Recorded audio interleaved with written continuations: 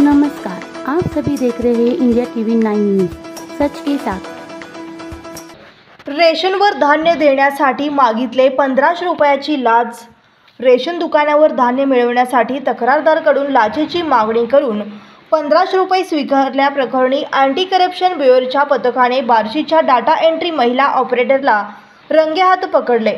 मंगळवारी सायंकाळी ही कारवाई करण्यात आली। वर्षा भगवान काळे, डाटा एंट्री ऑपरेटर, पुरवठा विभाग, तहसील कार्यालय बार्शी असे या महिलेचे नाव आहे। यातील तक्रारदारी रेशन कार्डावर धान्य मिळत नसल्याने 14 जून 2024 रोजी अर्ज घेऊन बार्शीच्या तहसीलमध्ये पुरवठा विभागात काम करणाऱ्या डाटा एंट्री ऑपरेटर महिलेकडे गेले होते। त्यांनी अर्ज न स्वीकारता 1500 रुपयाच्या लाचेची मागणी करून 18 जून 2024 रोजी बोलावले होते। दरम्यान तक्रारदाराने लाचलुचपत प्रतिबंधक विभागाशी संपर्क करून तक्रार दिली होती।